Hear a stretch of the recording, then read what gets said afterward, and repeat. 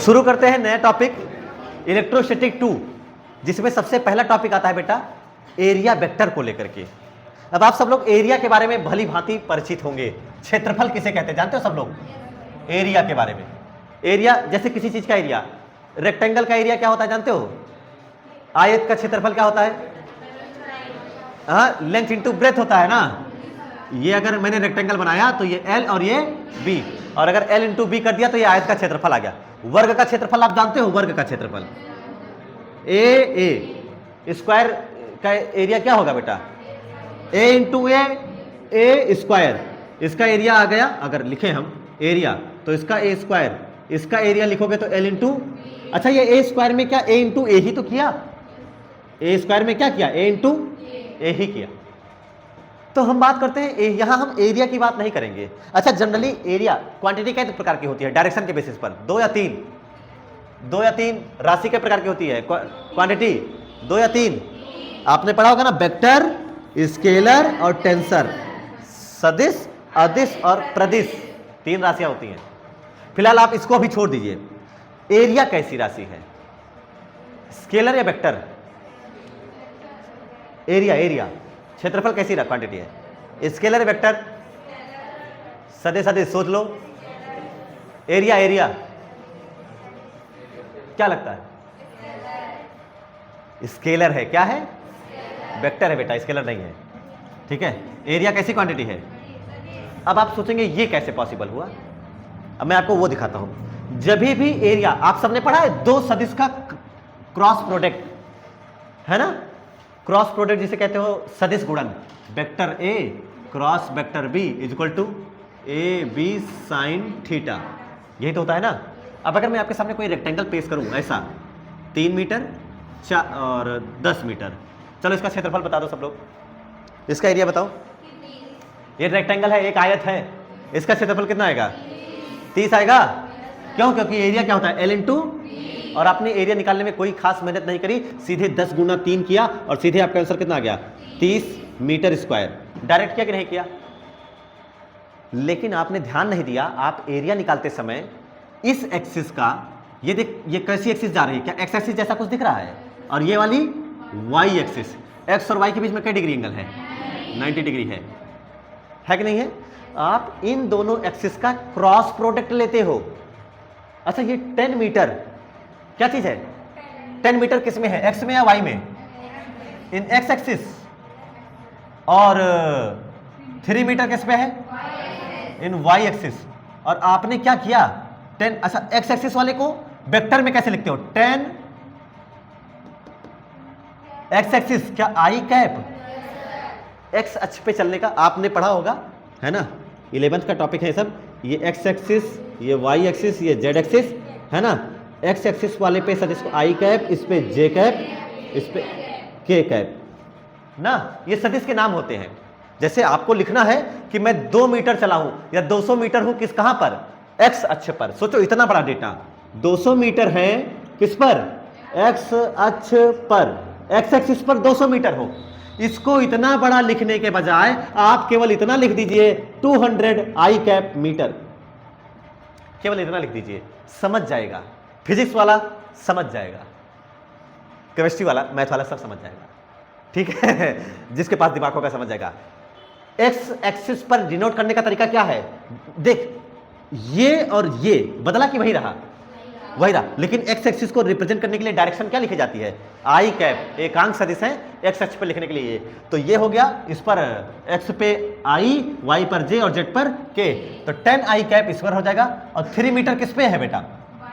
तो इसको लिखा जाएगा 3 के, सॉरी सर, जे कैप, 3 जे कैप। और अब आप इन दोनों का कैसा प्रोडक्ट लेने जा रहे हो जानते हो? 2 प्रोडक्ट होता है बेटा, आपने पढ़ा होगा 2 product, vector A dot vector B equal to A B. देखो क्रॉस में साइन आता है और डॉट में क्या आता है? इंपॉर्टेंट फार्मूला है। ये दोनों फार्मूला भी आपके बहुत काम आएगा आगे भी। और अगला पढ़ाने वाला हो फ्लक्स, फ्लक्स में यही फार्मूला काम आएगा, कॉस थीटा वाला। तो सुनिएगा ध्यान से। अब जब आप इनका गुणा कर रहे हो ना बेटा, तो आप करते हो 10 आई कैप क्रॉस 3 जे कैप, तो 10 से कितना हो जाएगा? 30 आई क्रॉस जे के कैप। आई क्रॉस जे कितना होगा? के कैप, और ये हो गया मीटर स्क्वायर, ये हो गया आपका एरिया। और अब ध्यान से देखो आप लोग, तो इसमें थीटा कितना डिग्री है आई और जे के बीच में? 90 डिग्री। साइन 90 की वैल्यू, साइन 90 की वैल्यू, सोच अगर ये वाला प्रोडक्ट होता, यही वाला होता, तो कॉस 90 की वैल्यू क्या होती है? कॉस 90 की वैल्यू क्या होती है? और 0 का 30 से गुणा करते तो क्या हो जाता? खत्म हो जाता, कोई एरिया ही ना आता। क्या ऐसा पॉसिबल है? यानी एरिया जो कैलकुलेट कर रहे हैं हम, उसको यहां कैसे मान के चले गए? वेक्टर। जो एरिया निकालते कैसे हैं? दो एक्सिस का क्रॉस प्रोडक्ट, डॉट प्रोडक्ट नहीं लिया जाता, यानी क्रॉस वाला नहीं लेते हैं बल्कि क्रॉस वाला लेते हैं।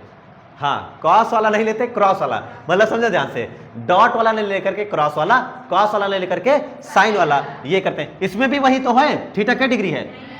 तो a cross a sine 90, sine 90 की वैल्यू एक, और साथ में क्या आ गया? k का मतलब कौन सी एक्सिस? x, y या z? और किसका किसका गुणा किया था? x और, तो जब भी तुम x और y का गुणा करोगे क्या मिलेगा? z। लंबवत ही तो है, 90 डिग्री है, तो इसे कहा जाता है बेटा, नई क्वांटिटी के नाम से जाना जाता है एरिया वेक्टर। अब केवल इसको एरिया नहीं बोलोगे आप लोग, एरिया वेक्टर, क्षेत्रफल सदिश के नाम से इसे जाना जाएगा।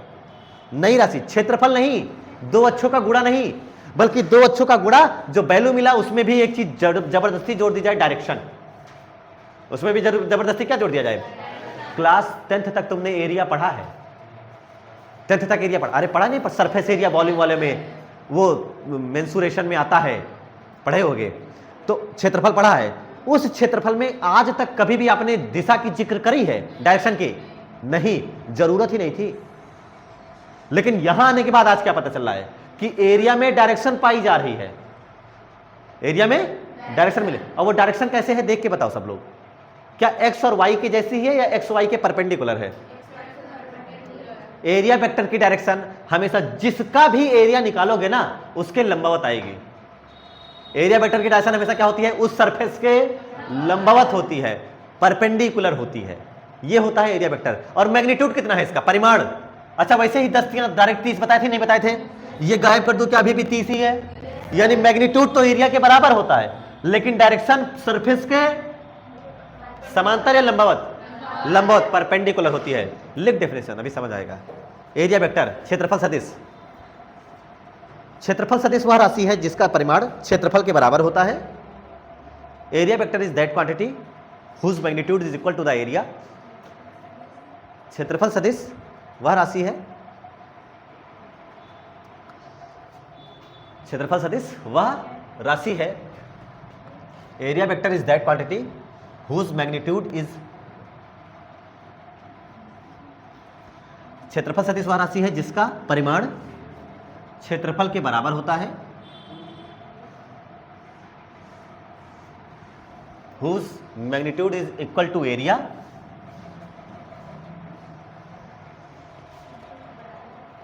जिसका परिमाण क्षेत्रफल के, और इसकी दिशा पृष्ठ के लंबवत होती है, सदैव पृष्ठ के लंबवत होती है, and equal to area, and its direction is always perpendicular to surface.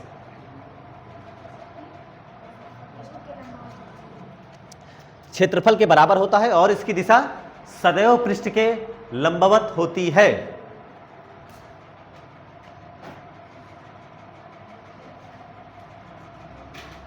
Magnitude किसके बराबर होता है बेटा?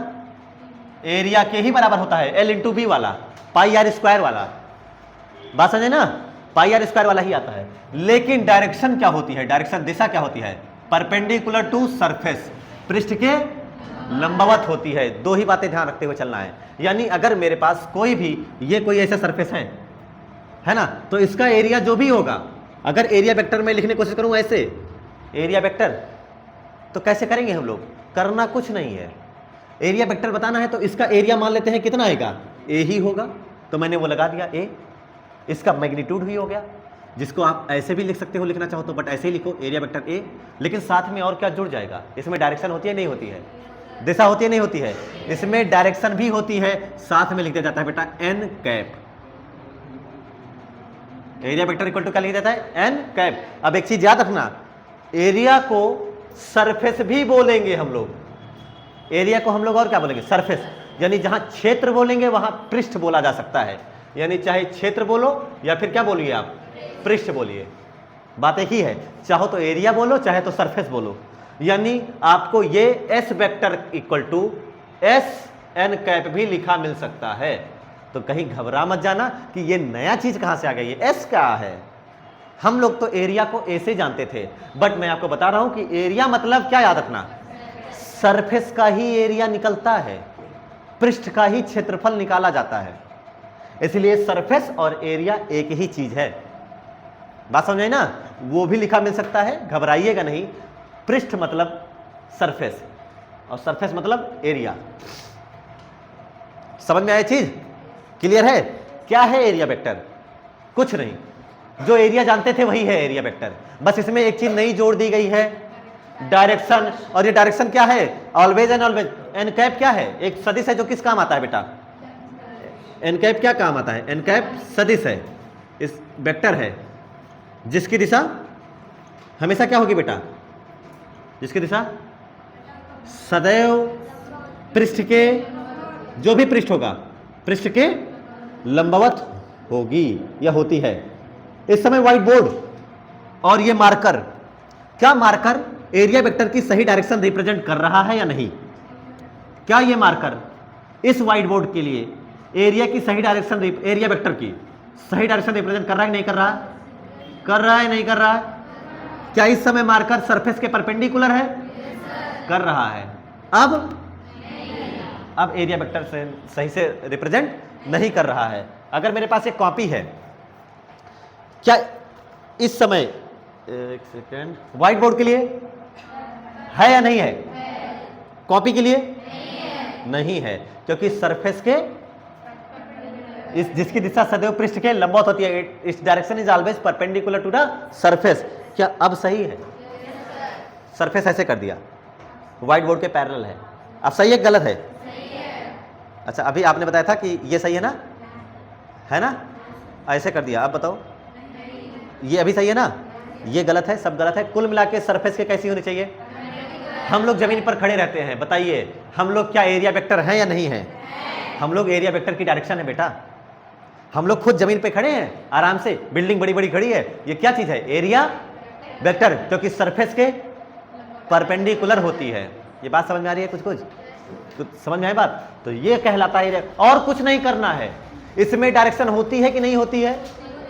होती है, जो सरफेस के परपेंडिकुलर होती है। बस इतनी सी बात समझ में आ गया? कोई दिक्कत तो नहीं है किसी को? चलिए अगले टॉपिक का नाम लिखते हैं। इसी के बाद अगला टॉपिक आता है आपके पास, इसी से मिलता जुलता और थोड़ा सा आसान। अच्छा, सब लोग इलेक्ट्रिक फील्ड लाइंस जानते हो? वैद्युत क्षेत्र रेखाओं के बारे में कई सारी प्रॉपर्टी पढ़ी थी, याद होगा तुमको।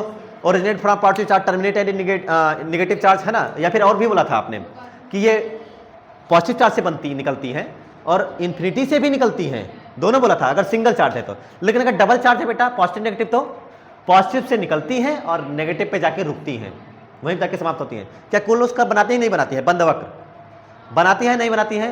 नहीं बनाती है बेटा, होश ही नहीं है सब लोगों को। ये क्लोज कर्व नहीं बनाती हैं। कभी एक दूसरे को काटती हैं? हाँ काटती, नहीं काटती हैं? नहीं काटती हैं बेटा, कभी नहीं काटती एक दूसरे को।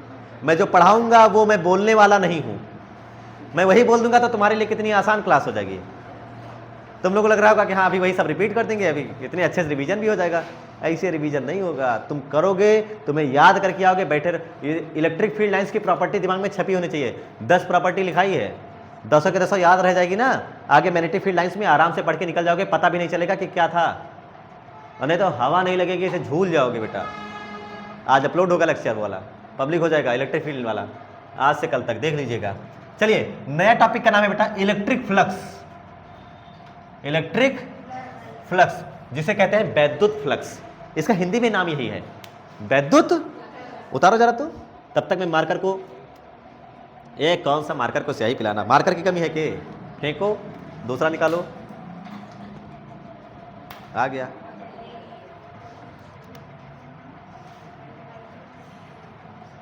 Electric flux. अब आप सब लोग ध्यान से सुनिएगा, एक ही बार में समझ में आ जाएगा what is electric flux. Real definition समझ में आएगी। मतलब समझ, मीनिंग समझ में आ जाना जरूरी है, डेफिनेशन बना पाओ या ना बना पाओ जरूरत नहीं है, बट हमें एटलीस्ट पता होना चाहिए कि इसका मतलब क्या है। इलेक्ट्रिक का मतलब मैंने क्या सिखाया था? चार्ज। याद ही नहीं है सब लोगों को, पता नहीं है, ऐसे आकर के बैठ जाते हैं बिना रिवीजन करके। आके बैठने का मतलब क्लास में केवल किसी तरीके से टाइम बिता ले जाना, रिवीजन करके आओगे सब पता रहेगा। तुम्हें मैं पुराना पूछूंगा तो तुरंत दौड़ के जवाब दे दोगे कि इलेक्ट्रिक का मतलब क्या है। अब इलेक्ट्रिक का सिनोनिम मैंने बताया था चार्ज। चार्ज आवेश को ही वैद्युत कह देते हैं। अब वैद्युत का मतलब हो गया आवेश, और आवेश का फ्लक्स। अब आवेश का फ्लक्स सुनिएगा ध्यान से, आवेश का फ्लक्स का मतलब कोई जानता है कि नहीं जानता? बताओ फ्लक्स का मतलब। एनीबॉडी? फ्लक्स का मतलब होता है बहना, फ्लो, प्रवाह। आवेश का, लेकिन अरे एक सेकेंड, फ्लो तो चार्ज का फ्लो तो करंट हो जाता है ना, तो यहां चार्ज, लेकिन ये कौन सी फिजिक्स की ब्रांच पढ़ रहे हो? नाम है इसका इलेक्ट्रोस्टैटिक्स पढ़ रहे हो, जिसमें आवेश रुका होता है, चलता है बेटा। स्थिर विद्युत की है जिसमें आवेश रुका होता है, लेकिन आप तो यहां आवेश का प्रवाह बता रहे हैं, तो ये डेफिनेशन गलत है। बल्कि यहां आवेश का प्रवाह नहीं है बेटा, आवेश रुका होगा, चार्ज रुका होगा। तो चार्ज से कोई तो निकल रहा है, कौन निकल रहा है चार्ज से? चार्ज से कौन निकल रहा है? कोई चार्ज ले आया, मैंने कोई पॉजिटिव चार्ज ले आया तो इससे कौन बाहर आ रहा है?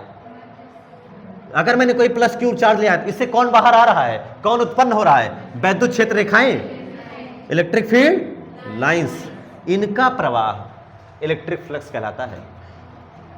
इनका फ्लो ही, ये किसी सरफेस से अगर गुजर रही है ना, क्रॉस करके जा रही है, तो उसी को कहा जाता है इलेक्ट्रिक फ्लक्स के नाम से जाना जाता है। यानी ध्यान से देखो, ये फील्ड चार्ज का फ्लो नहीं है इलेक्ट्रिक फ्लक्स, बल्कि चार्ज से निकलने वाली फील्ड लाइंस अगर ये किसी सरफेस से होकर के गुजरती हैं, तो जितनी गुजरी उनकी मेजरमेंट को कहा जाता है इलेक्ट्रिक फ्लक्स। कुछ समझ में आया क्या चीज है? इलेक्ट्रिक फ्लक्स और कुछ नहीं है बल्कि number of electric field lines passing perpendicular through a area, किसी पृष्ठ के लंबवत गुजरने वाली समस्त वैद्युत बल या वैद्युत क्षेत्र, एक ही बात है, रेखाओं की संख्या की माप को कहा जाता है वैद्युत फ्लक्स। आवेश का प्रवाह नहीं है, बल्कि आवेश तो रुका होगा, तो आवेश से बाहर उत्पन्न कौन हो रहा है? अगर ये चार्ज है, ये रुका है, तो इससे कौन बाहर निकल रहा है? वैद्युत क्षेत्र रेखाएं सभी दिशाओं में निकल रही हैं। तुमने रास्ते में कोई सीट लगा दी, मान लो यही चार्ज है, इससे सारी फील्ड लाइंस बाहर निकल रही हैं, निकल रही नहीं निकल रही हैं। तो अब अगर इसके रास्ते में ये बोर्ड आ गया, इस बोर्ड से क्या फील्ड लाइंस गुजरेंगी कि नहीं गुजरेंगी? क्रॉस होंगी, क्रॉस होंगी। तो इससे कितना क्रॉस होकर के जा रही हैं फील्ड लाइंस, उसको अगर मेजर कर लिया तो उसका नाम हो गया इलेक्ट्रिक फ्लक्स। उसको माप लो बस, उसी को क्या कहा जाता है? Electric flux. तुम सामने से कई सारी तीर आ रही हो, तुम खड़े हो जाओ, खड़े हो जाओ, तुम्हारा कुछ ना कुछ एरिया होगा कि नहीं होगा? तुमको कितनी वो तीर लग गई, कितने बाण लग गए, उसी को मेजर कर लो, उसी को कहा जाएगा इलेक्ट्रिक फ्लक्स। फिलहाल वो काउंट करने के लिए आप जीवित नहीं रहेंगे वो लेकिन आप भीष्म पितामह नहीं है ना, जो बाणों की सैया पर लेटे रहो। लेकिन फिर भी अगर पढ़ना है तो फिर ऐसे ही करना। समझ में आया इलेक्ट्रिक फ्लक्स क्या चीज है? क्या है विद्युत फ्लक्स? विद्युत फ्लक्स किसे कहते हैं बेटा? कोई सरफेस हो, कोई पृष्ठ हो, उससे लंबवत कितनी क्षेत्र रेखा गुजरती है, बस इतना। 2-3 बातें याद रखना है। देखो कितनी आसान डेफिनेशन है बेटा, कितनी आसान बातें हैं जो आपको समझना है। एक पृष्ठ हो, सरफेस, और इससे लंबवत कितनी फील्ड लाइंस गुजरती हैं, फील्ड लाइंस गुजरती हैं। लिखो डेफिनेशन, लिखना है तो विद्युत फ्लक्स की डेफिनेशन लिखिए। इसकी एक और स्टैंडर्ड डेफिनेशन आएगी, वो कल, आज नहीं आ सकती। लिखो, क्या लिखेंगे? डेफिनेशन में लिखिएगा, किसी पृष्ठ के लंबवत गुजरने वाली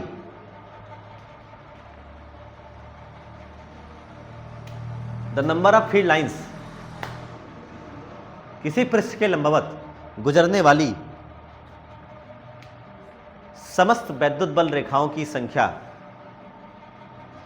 the number of field lines the number of field lines passing perpendicularly किसी पृष्ठ के लंबवत गुजरने वाली समस्त वैद्युत बल रेखाओं, अरे वैद्युत क्षेत्र लिख लो या वैद्युत बल, एक ही बात है, वैद्युत बल रेखाओं की संख्या की माप को the number of field lines passing perpendicularly through any surface is called electric flux, is called electric flux, उसे वैद्युत फ्लक्स कहते हैं। किसी पृष्ठ के लंबवत गुजरने वाली समस्त वैद्युत बल रेखाओं की संख्या की माप को वैद्युत फ्लक्स कहते हैं। डेफिनेशन आसान है बेटा, कितनी बड़ी डेफिनेशन है, कुछ नहीं, सरफेस होना चाहिए, इसके परपेंडिकुलर कितनी फील्ड लाइंस गई, कैसे गई, तरीका क्या बताया गया है, गुजरने वाला तरीका क्या बताया गया है, पैरेलल परपेंडिकुलर है किसी एंगल पर, खास करके डेफिनेशन कैसे बताई गई है देख लो, परपेंडिकुलर यानी अगर इससे कोई फील्ड लाइंस ऐसे, अच्छा बताओ समझो मेरी बात को, फ्लक्स का मतलब ये हुआ, फ्लक्स का मतलब ये हुआ कि कोई सरफेस लेके बैठ जाओ और कितनी लाइन ऐसे काट करके उसको जा रही है, बस कितनी लाइन उसको काट रही है, बस कितनी क्रॉस कर रही हैं, जो जितनी इसकी क्रॉस करके उधर जाएंगी आप उसको काउंट कर लेना कि वही है। अब इसको बताने का तरीका क्या क्या है वो सीखते हैं, लेकिन उससे पहले इसके बारे में दो तीन बातें और जो छोटी छोटी है। इसका प्रतीक क्या है, सिंबल, तो इसका सिंबल बेटा फ्लक्स है ना, तो फ्लक्स को लिखा जाता है फाई से, जीरो बनाओ और उसको ऐसे मतलब सीधी लकीर मार दो, उसमें एक लिख दो, एक और जीरो 10 में 10 को मिला दो आपस में, वो है फ्लक्स। लक्स भी 10 का आता है, देखो 10 बना है लेकिन हाँ दोनों को एक में मिला दिया, क्रॉस कर दिया। अगर तू ध्यान से देख तो ये सरफेस है, सरफेस को चीरते हुए जाना है, लेकिन ये कैसा फ्लक्स है ये बताओ, कैसा फ्लक्स है, मैग्नेटिक इलेक्ट्रिक, इसलिए इलेक्ट्रिक है तो पास में छोटा सा ई लिख दो, ई छोटा सा ही होना चाहिए। कई बच्चे बहुत बढ़िया सुंदर लिखते हैं फाई ई, उसके बाद फिर उनका गर्दन और जो धड़ है, सिर और धड़ अलग करने का इच्छा तो होती है, लेकिन संविधान में ये लिखा नहीं गया है कि टीचर बच्चे की हत्या कर सकता है। बच्चा कर सकता है, लेकिन ये संविधान में भले नहीं लिखा, लेकिन बच्चा कर सकता है, उसके मूड पे आ जाए कर देगा। मात्रक, मात्रक अभी नहीं, यूनिट, क्वांटिटी, क्वांटिटी कैसी है, क्वांटिटी राशि, कोई बताए कैसी राशि है, स्केलर वेक्टर सोच के बताओ, सदिश, सदिश अपन हिसाब से सोच बताओ। मैं फिर से कहता हूं डेफिनेशन पढ़ लो, मैं फिर से कहता हूं डेफिनेशन पढ़ लो, डेफिनेशन पढ़ लो, क्या कह रही definition, the number of field lines passing perpendicularly through any area, किसी पृष्ठ के लंबवत गुजरने वाली वैद्युत क्षेत्र रेखाओं की संख्या, अरे ये तो संख्या है, ये तो नंबर है, स्केलर होगा, अदिश है, अदिश। तुक्के में सही हो जाने के बाद बच्चे लड़ते हैं मेरे से आकर के, अरे सर मेरा सही था, राशि कैसी है, अदिश। फिर भी सुनो, अच्छा द्रव्यमान कैसी राशि है, मास, स्केलर वेक्टर, हाँ वहां लिखा था लेकिन ध्यान नहीं गया मास कैसी राशि है, मास कैसी क्वांटिटी है, स्केलर है, क्या मास कभी नेगेटिव होता है, जीरो, लेकिन ये होता है, ये तीनों होता है। प्रकार अगर इससे लिखे, टाइप्स, पॉजिटिव भी होगा, नेगेटिव भी होगा और जीरो, तीनों होगा। अरे सर मास तो स्केलर है, वो कभी नेगेटिव और कभी जीरो नहीं हुआ, स्पीड स्केलर है, कभी नेगेटिव कभी जीरो नहीं हुई, जीरो हुई तो हम बोले चला ही नहीं, पॉजिटिव है जाना जीवन भर, ये स्केलर और नेगेटिव पॉजिटिव जीरो तीनों, कुछ तो गड़बड़ है दया। आइए सीखते हैं क्या है वो गड़बड़। ये वैद्युत फ्लक्स किस पे डिपेंड करता है, समझ में आया, फिर वहां से निकलता है इसका फार्मूला। तो सीखने की कोशिश करते हैं हम लोग, वैद्युत फ्लक्स किस पे डिपेंड करता है। तीनों बातें उतार लिया क्या, सिंबल, क्वांटिटी, टाइप्स, तीनों बातें क्लियर है। ये टाइप्स और समझ में तब आता है जब आप फार्मूला अच्छे से पढ़ लेते हो तब। तो आइए तभी बताते हैं हम इसका फार्मूला कि वैद्युत फ्लक्स किस किस बात पे डिपेंड करता है। क्या क्या होना चाहिए देख लो, क्या क्या होना चाहिए, सरफेस, परपेंडिकुलर और कितनी फील्ड अगर मैं आपको समझाने की कोशिश करूं डेफिनेशन के हिसाब से, तो सरफेस का मतलब क्या एरिया हो गया, परपेंडिकुलर का मतलब क्या एक एंगल हो गया, कुछ कुछ समझ आ रहा है, और फील्ड लाइंस का मतलब क्या इलेक्ट्रिक फील्ड मतलब ई हो गया। तो ऐसे ही बता दो किस पे डिपेंड करता है। विद्युत फ्लक्स क्या एरिया पे डिपेंड करेगा, क्या एंगल पे डिपेंड करेगा, और किस पे, electric field intensity, electric field lines पे डिपेंड करेगा कितनी इलेक्ट्रिक फील्ड है। क्या समझ में ये आ चुका है कि ये किस पे डिपेंड करने वाला है भाई? तीन चीजों पर, एरिया पर, ई पर और एंगल पे, तीन चीजों पर डिपेंड करता है। तो सबसे पहला ध्यान से देखते हैं हम लोग, बहुत आसान सी चीजें देखते हैं कि किस पे डिपेंड करता है। फ्लक्स नंबर 1 किस पे देखना चाहोगे आप लोग?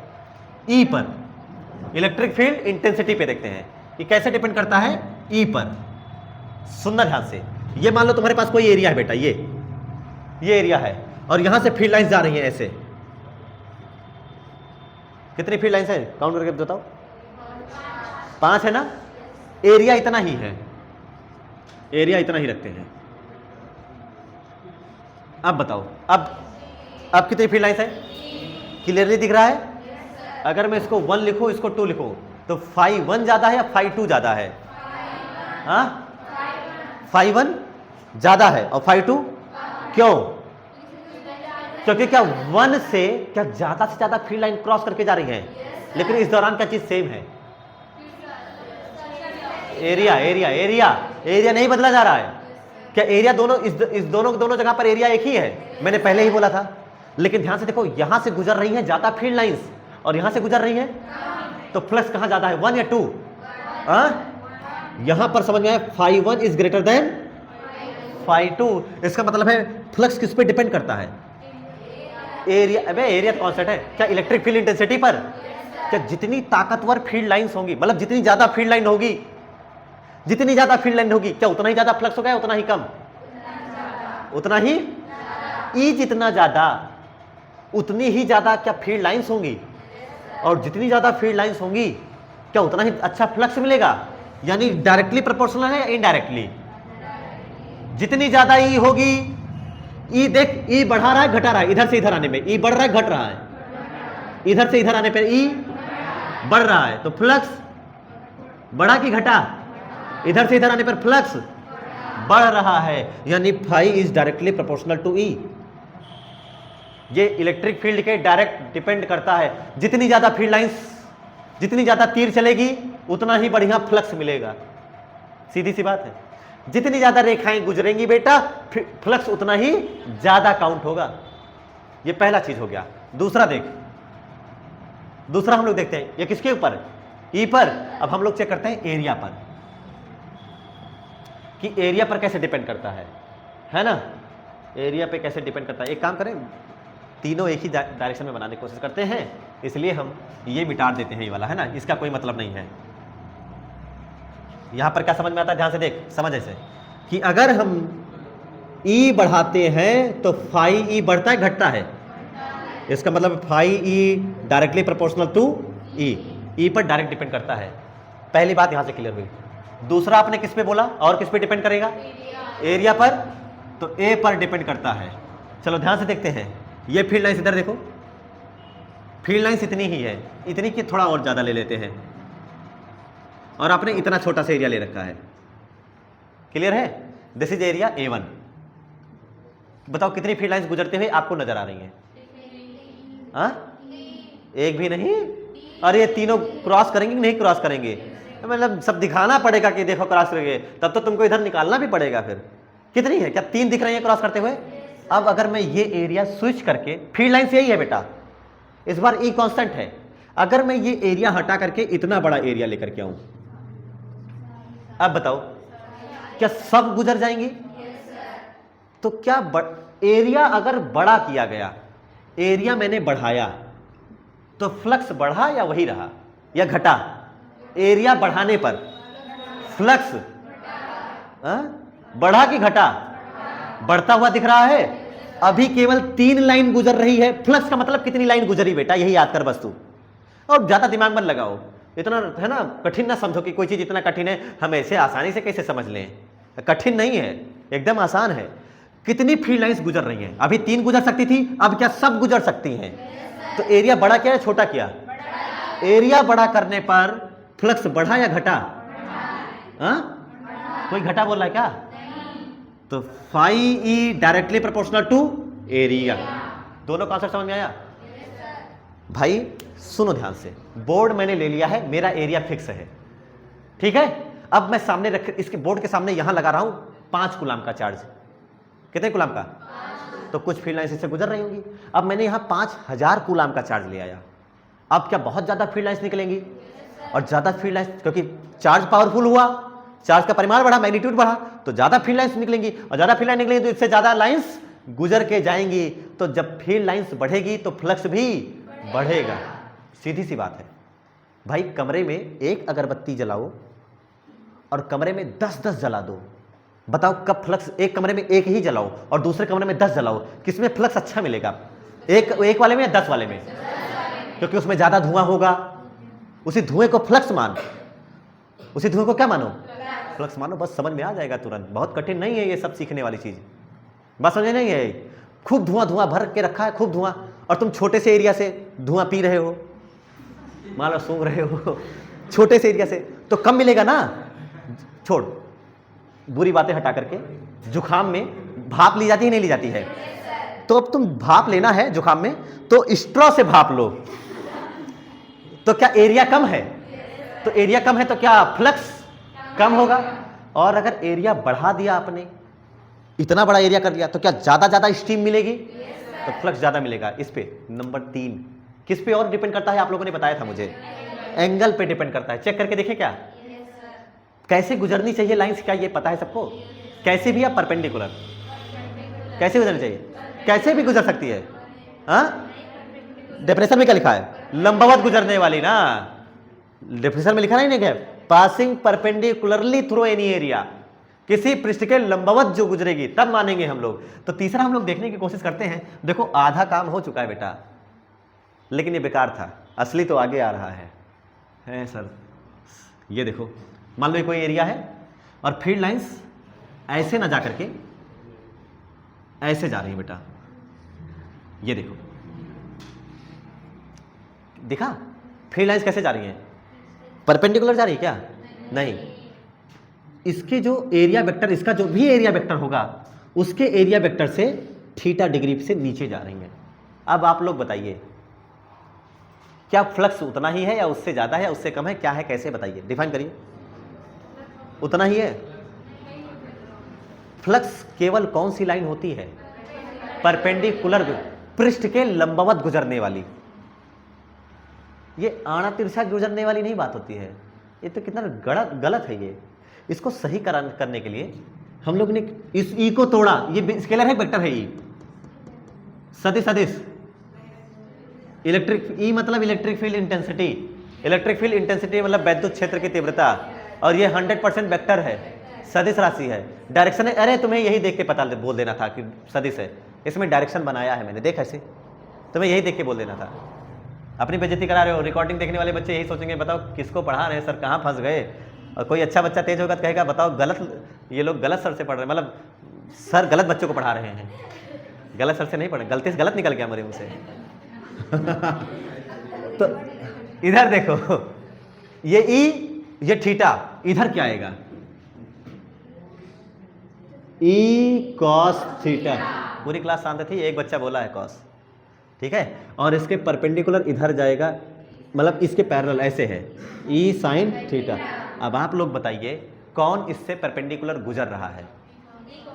ई कॉस थीटा, ई साइन थीटा। एरिया ऐसे है देख, और जो तुम्हारा ई को दो हिस्से में तोड़ा, एक ई कॉस थीटा ऐसे जा रहा है और ई साइन थीटा ऐसे जा रहा है। बताओ कौन इसे क्रॉस कर रहा है एरिया को? E cos. ये तो आपने बोला नहीं था कि फ्लक्स डिपेंड करता है थीटा पर, तो थीटा में कौन से थीटा पर? कॉस थीटा या साइन थीटा? तो phi E depends on cos, E cos theta नहीं लिखते हम लोग, ठीक है। ये दोनों चीजें। अब तीनों को मिला करके जो फार्मूला बनाया गया वो बनाया गया ई ए कॉस थीटा। ये बनाया गया फार्मूला। क्या बना? ई ए, क्योंकि आपने बताया सर ये फील्ड लाइंस एरिया से गुजरने वाली और थीटा। अब मेरा एक सवाल, इलेक्ट्रिक फील्ड कैसी क्वांटिटी है? स्केलर वेक्टर, सदिश एरिया, स्केलर वेक्टर सदिश सदिश सदिश अभी आज ही पढ़े हो तुम लोग। और दो सदिश के साथ क्या कॉस दिख रहा है? तो ये डॉट प्रोडक्ट है या क्रॉस प्रोडक्ट है? डॉट प्रोडक्ट है, यानी phi E is equal to vector E dot vector A, और ये अदिश गुणन है, इसलिए रिजल्ट भी स्केलर आएगा, अदिश आएगा, यानी इसमें कोई डायरेक्शन नहीं होती है। यहां से ये पता चलता है कि वैद्युत फ्लक्स सदिश है कि अदिश है। और तुमने डेफिनेशन से पढ़ा था नंबर ऑफ फील्ड लाइंस, वैद्युत बल रेखाओं की संख्या की माप को, संख्या, इसलिए ये कैसी राशि है बेटा? तो वो वाली लाइन क्लियर हो गई। कितने टाइप का होता है वो बाद में समझेंगे, बट इसका यूनिट बना लिया जाए। कोई बता सकता है इसका मात्रक क्या आएगा बेटा? यूनिट। इलेक्ट्रिक फील्ड का मात्रक क्या होता है? वैद्युत क्षेत्र का मात्रक कोई बताए? वैद्युत क्षेत्र की तीव्रता का मात्रक इलेक्ट्रिक फील्ड का E इज इक्वल टू, अरे जिनको नहीं पता देखो, F upon Q, Q not. बल का मात्रक न्यूटन, ये जिंदगी भर याद रहना चाहिए। अपॉन में आवेश का मात्रक कूलाम, न्यूटन प्रति, तो ये हो गया न्यूटन प्रति कूलाम इनटू एरिया का मात्रक बताओ। एरिया का मीटर या मीटर स्क्वायर? अरे लंबाई गुणे चौड़ाई होता है बेटा, लेंथ इनटू ब्रेथ होता है, तो मीटर स्क्वायर। तो आपका जो यूनिट बन के आ रहा है न्यूटन मीटर स्क्वायर पर। एक सेकंड, आपने इस इलेक्ट्रिक फील्ड का एक और यूनिट पढ़ा था बेटा, किसी को याद है? वोल्ट पर। तो आप लिखना चाहते तो वोल्ट पर मीटर इनटू एरिया मीटर। क्या आपको नहीं लग रहा है कि मीटर से एक स्क्वायर चला जाएगा तो दूसरी यूनिट निकल के आ रही है वोल्ट इनटू? तो ध्यान से देख, दो यूनिट हो गया, वोल्ट मीटर और वोल्ट पर मीटर। वोल्ट पर मीटर इलेक्ट्रिक फील्ड की है और वोल्ट मीटर इलेक्ट्रिक फ्लक्स की है, वैद्युत फ्लक्स की। यूनिट समझ में आया? डायरेक्शन समझ में आया? उतारो पूरे डायग्राम के साथ जैसे बताया है। ये सवाल था जो मैंने बता दिया, समझ जाओ तो समझ लो।